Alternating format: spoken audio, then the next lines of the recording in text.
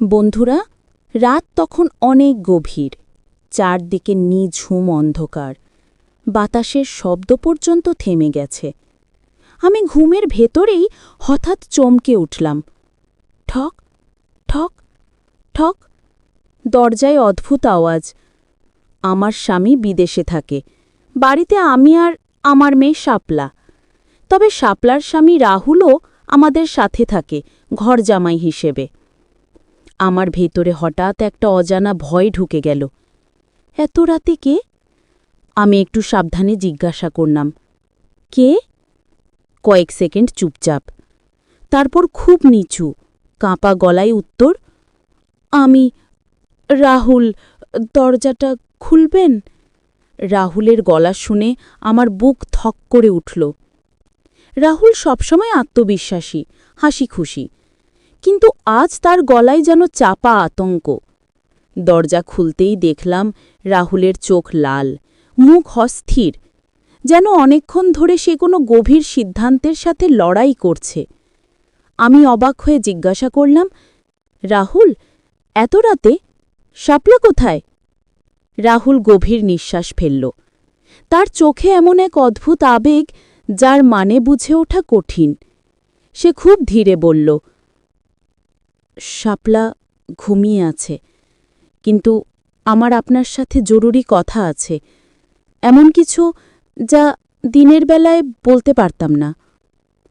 তার কথা শুনে আমার বুক ধুকভুক করতে লাগল। এই ছেলেটার চোখে আজ অন্যরকম ক্লান্তি, অন্যরকম তীব্রতা। আমি দ্বিধায় পড়ে গেলাম। রাতটা এত নীরব যে রাহুলের শ্বাসের শব্দও শোনা যাচ্ছে, আর আমিও সেই নীরবতার ভেতর এক অদ্ভুত অস্বস্তিকর উত্তেজনা টের পাচ্ছিলাম। আমি বললাম, ভিতরে এসো। রাহুল ভিতরে ঢুকে আমার বিছানার এক প্রান্তে বসতেই লাইট জ্বলে উঠল। আলোর আভা তার মুখে পড়তেই দেখলাম সে সত্যিই ভীষণ অস্থির। আমি কাছে গিয়ে বসে বললাম, এত রাতে আসার কারণটাই বা কি? রাহুল কিছুক্ষণ আমার দিকে তাকিয়ে রইল। তার দৃষ্টিতে এক অচেনা চাপ, অচেনা আবেগ। সে ধীরে বলল, সব কথাই সবসময় বলা যায় না। আজ যা বলতে আসছি সেটা কাউকে বলতে পারিনি। তার গলা শুকনো, চোখ অস্বাভাবিক শান্ত, কিন্তু ভেতরে রহস্য। আমি কেমন যেন শিয়রিতময় বললাম, রাহুল, তুমি যা বলতে চাইছ সোজাসুজি বলো। তখন রাহুল মাথা নিচু করে ফিসফিস করে বলল, শাপলার অসুস্থতা শুধু শারীরিক না, ওর মনও ভেঙে যাচ্ছে। ও আমাকে এড়িয়ে চলে, ভুল বোঝে, আর সেই ভুল বোঝার ফলে আমার মনে এমন এক চাপ তৈরি হয়েছে যা কাউকে বলিনি। আমি অবাক। রাহুল আবার বলল, শাপলার অসুস্থতা, দুর্বলতা, ভয় সবকিছু মিলিয়ে আমাদের মধ্যে দূরত্ব তৈরি হয়েছে। আমি অবাক হয়ে বললাম, ও তো তোমাকে খুব ভালোবাসে, তাহলে হঠাৎ এমন কি হলো? রাহুল আমার দিকে তাকালো। তার চোখে কেমন যেন এক অদ্ভুত টান, চাপা ক্লান্তি ও অপরিচিত এক গভীরতা। সে বলল, সমস্যা ভালোবাসা নয়, সমস্যা হলো আত্মবিশ্বাস।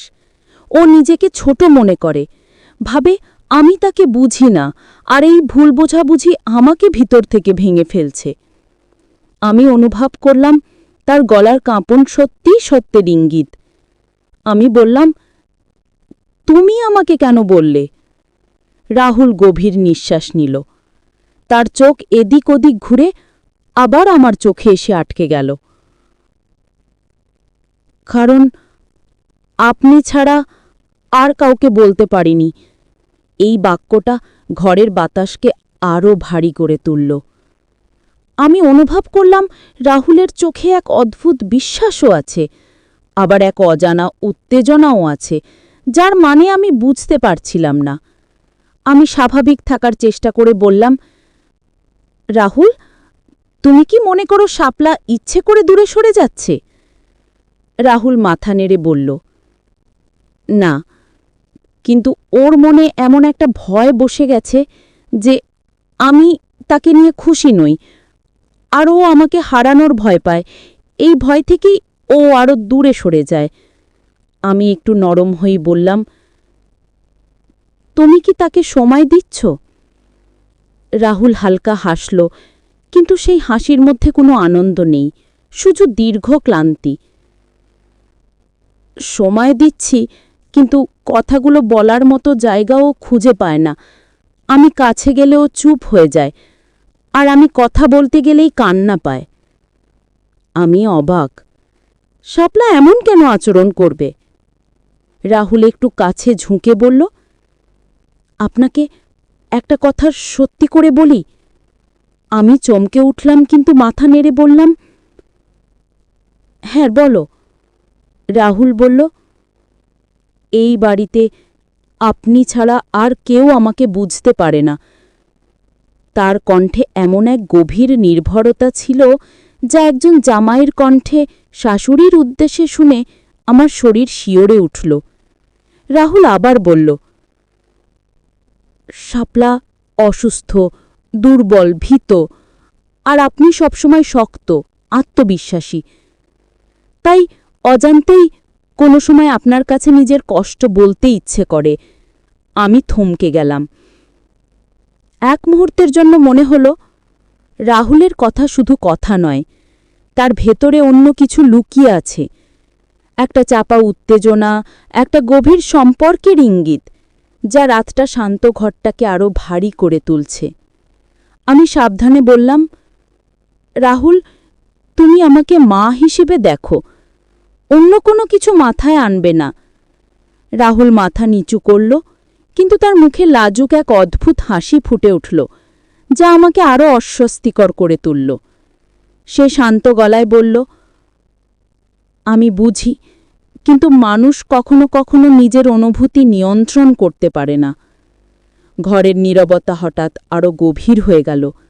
আমি যেন বুঝে উঠতে পারছিলাম না রাহুল ঠিক কি অনুভব করছে, আর আমি কিভাবে তাকে সামলাব। এত রাতে, এত কাছে, রাহুলের চোখে অদ্ভুত আকর্ষণ ও অস্বস্তিকর সত্য ঝিলিক দিচ্ছিল। সবকিছু মিলিয়ে আমি বুঝতে পারছিলাম এই রাত আমাদের জীবনের পথ বদলে দিতে পারে, যদি আমি এখন ভুল সিদ্ধান্ত নিই। বিকেলেটা অস্বাভাবিক নীরব ছিল। বাড়ির ভেতর যেন কেমন এক অদ্ভুত শান্তি, যা শান্তি কম, চাপ বেশি। তৃষা রান্নাঘরে কাজ করছিল, কিন্তু মন তার অন্য কোথাও। মেয়ের জামাই অর্ণবকে সে যতই নিজের ছেলের মতো ভাবতে চায়, কিছু মুহূর্তে অর্ণবের আচরণ তাকে কেমন যেন বিভ্রান্ত করে দেয়। অর্ণব চুপচাপ বসে খবরের কাগজ দেখছিল, কিন্তু তার দৃষ্টি বারবার রান্নাঘরের দিকে চলে যাচ্ছিল, যেন কিছু বলার আছে, বা হয়তো বলার সাহস নেই। হঠাৎ তৃষা বলল, চা করবে? বিকেল থেকে কিছুই খাওনি। অর্ণব একটু হাসল, কিন্তু সেই হাসিতে কোথাও লুকোনো দোটানা। আপনি বানালি ভালো লাগে। কথাটা সাধারণ, কিন্তু তৃষার কানে কেমন যেন মোচড় দিয়ে ঢুকল। সে চেষ্টা করল চোখ না মিলিয়ে ব্যস্ত থাকার ভান করতে। তৃষা চা তৈরি করতে লাগল, আর অর্ণব এসে পাশে দাঁড়াল। একদম কাছাকাছি নয়, তবু দূরেও নয়, একটা অদ্ভুত মধ্যবর্তী ফাঁক, যা না জোড়া লাগে না পুরো বিচ্ছিন্ন হয়। হাওয়ার হালকা দোলা, পানির ফুটন্ত শব্দ, আর তাদের দুজনের চুপচাপ থাকা পরিস্থিতিটাকে আরও ভারী করে তুলল। অর্ণব নরম স্বরে বলল, মা, আপনি কি কিছু চিন্তা করছেন? ধরা পড়ে গেলেও তৃষা শান্ত থাকার চেষ্টা করল। না রে, এত ভাবিস কেন, ঘরের কাজ করতেই ব্যস্ত আছি। অর্ণব একটু হেসে বলল, আপনি লুকোতে পারেন না, আমি বুঝি। এই কথাটাই যেন তৃষার বুকের ভেতর কোথাও ধরে বসল। অর্ণব বুঝতে পারে? কি বুঝতে পারে? সে নিজেই কি বুঝতে পারে? তৃষা মাথা নিচু করে বলল, যাই হোক অর্ণব, দূরত্বটাই ঠিক, সবকিছু যেন ঠিক জায়গায় থাকে। অর্ণবও মাথা নাড়ল, কিন্তু তার চোখে প্রশ্ন রয়ে গেল, যা বলা যায় না, আবার চেপে রাখাও কঠিন। চা দুজনের হাতে গরম গরম, কিন্তু আসল গরমটা যেন অন্য কোথাও। দুজনের অস্বস্তি, দোটানা এবং অব্যক্ত টেনশন। সন্ধ্যার পর বাড়িটা হঠাৎ খুব ব্যস্ত হয়ে গেল। তৃষা কাপড় ভাঁজ করছিল আর অর্ণব ফোনে কারো সাথে কথা বলছিল। কথা বলা শেষ হতেই তৃষার দিকে তাকিয়ে সে একটু থমকে গেল, যেন সারা দিনের চাপ জমে এখন প্রকাশ পাচ্ছে। তৃষা জিজ্ঞেস করল, কি হয়েছে, তোমার মুখটা এমন কেন? অর্ণব কিছুক্ষণ চুপ করে থেকে বলল, কিছু না, আসলে মাথায় অনেক চিন্তা। তৃষা বুঝতে পারল কথাটা অসম্পূর্ণ। অর্ণব এভাবে কথা ঘোরায় না, কিছু একটা যেন তাকে অস্থির করে রেখেছে।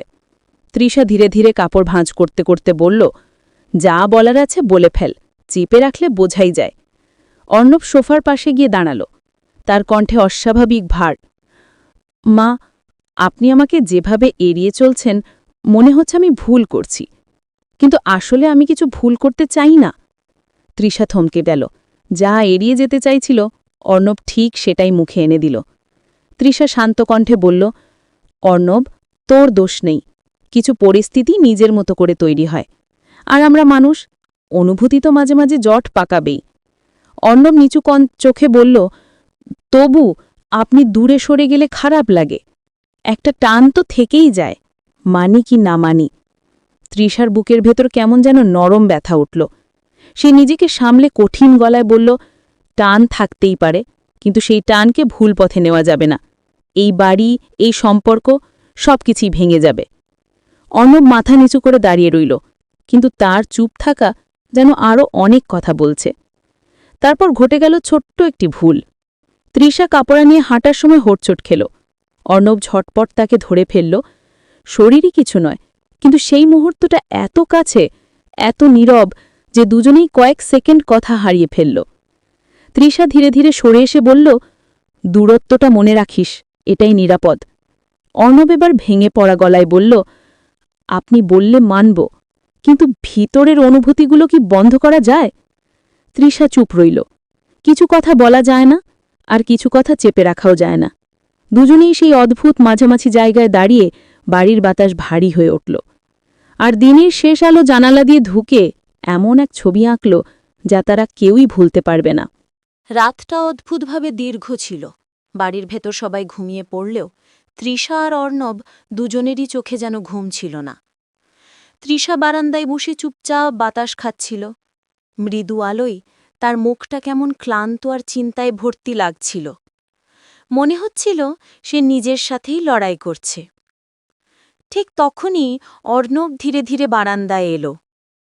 সে আস্তে বলল, আপনি ঘুমাননি এখনো? তৃষা শান্ত গলায় বলল, ঘুম আসছে না, ভাবছি কিছু সিদ্ধান্ত নিতে হবে। অর্ণব কেমন অস্থির হয়ে বলল, কেমন সিদ্ধান্ত? তৃষা তাকাল না। বাতাসে দুলতে থাকা পর্দার দিকে চোখ রেখে বলল, এভাবে চললে দুজনেই ভুল বুঝবে। মন টালে, কিন্তু মনকে তো নিয়ন্ত্রণ করতেই হয়। অর্ণব একটু কাছে গিয়ে দাঁড়াল, তবে দূরত্ব বজায় রেখেই। কিন্তু টানটা ভুল নয়, মা, এটা তো অনুভূতি। তৃষা এবার দীর্ঘশ্বাস ফেলল, বলল, অনুভূতি সবসময় নিষ্পাপ থাকে অর্ণব, ভুল করে তো মানুষই। আমরা যদি সীমা ভুলে যাই তাহলে সেই অনুভূতিও ভুল পথে চলে যাবে। অর্ণব চুপ করে রইল। তার চোখে ছিল অপরাধবোধ, আকুলতা আর দোটানার মিশ্র ছবি। তৃষা একটু নরম হয়ে বলল, আমি তোকে ভালোবাসি মায়ের মতোই, কিন্তু কিছু মুহূর্ত আসে যেখানে মানুষের মন পরীক্ষা হয়। আমাদেরও হচ্ছে। অর্ণব আস্তে বলল, আর যদি পরীক্ষায় ফেল করি? তৃষা এবার প্রথম তার দিকে তাকাল। চোখে জল নয়, কিন্তু এক ধরনের শক্ত সত্য লুকানো। বলল, তাহলে ভেঙে যাবে সম্পর্ক। মেয়েটা, তোমার স্ত্রী, সেই বিশ্বাসটাই প্রথমে আঘাত পাবে। এক মুহূর্তে অর্ণবের মুখটা বদলে গেল। সে যেন হঠাৎ বুঝতে পারল কি ঝুঁকির দিকে এগোচ্ছিল তারা। বাতাস তখনও বইছে, কিন্তু দুজনের নীরবতাটা বাইরে বয়ে যাওয়া বাতাসের থেকেও ভারী।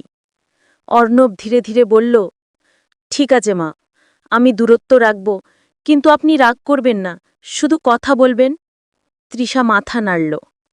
আমি রাগ করি না অর্ণব, আমি শুধু চাই আমাদের সম্পর্কটা যেন পরিষ্কার আর সম্মানের থাকে। একটা নরম স্বস্তির নীরবতা নেমে এলো। দুজনেই জানত ভুল পথে যাওয়ার আগেই তারা নিজেদের থামিয়ে দিয়েছে। কিন্তু ভুলে যাবে? না, এই রাতের টানাপড়ন দুজনেরই মনে থাকবে অনেক দিন। পরের দিন সকালটা অন্যরকম ছিল। বাড়িতে যেন নতুন বাতাস, নতুন স্বস্তি। তৃষা সকালে রান্নাঘরে কাজ করছিল, আর অর্ণব দূর থেকে শান্তভাবে দেখছিল, আগের মতোই সম্মান আর দূরত্ব রেখে। আজ আর তার চোখে সেই অদ্ভুত দোটানা নেই, বরং আছে এক ধরনের উপলব্ধি। মেয়ে সুবর্ণা হঠাৎ বাড়ি ফিরে এলো। দীর্ঘ সফরের পর তার হাসিটাই যেন পুরো ঘরটা আলোকিত করে দিল। সুবর্ণা তৃষাকে জড়িয়ে ধরে বলল, মা, তোমাকে খুব মিস করেছি। তারপর অর্ণবের দিকে তাকিয়ে বলল, আর তুমি এত চুপ কেন?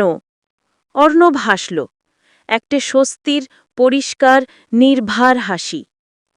তোমাকে ছাড়া বাড়িটা একদম খালি ছিল। তৃষা ভেতর থেকে সবকিছু দেখছিল। মেয়ের চোখে অর্ণবকে দেখে যে ভালোবাসা, যে অধিকার আর স্নেহ, সেটাই তৃষাকে আরেকবার মনে করিয়ে দিল তারা দুজন ঠিক পথেই ফিরেছে। বিকেলে সুবর্ণা হেসে বলল, চলো মা, তিনজনে একসাথে চা খাই। তৃষা অর্ণবের দিকে একটু তাকালো। সেই মুহূর্তেই অর্ণব মাথা নিচু করে সম্মান ভরে বলল, মা, আপনার কথাই ঠিক ছিল। কিছু অনুভূতি আসে, চলে যায়, কিন্তু সম্পর্কটা থাকতে হয় পরিষ্কার। তৃষার মুখে নরম হাসি ফুটল। জীবনে ভুল পথ আসতেই পারে।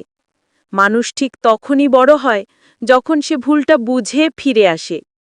সুবর্ণা কিছুই বুঝল না, শুধু খুশি হয়ে দুজনের মাঝে বসে পড়ল, যেন পরিবার আবার নিজের জায়গায় ফিরে এসেছে।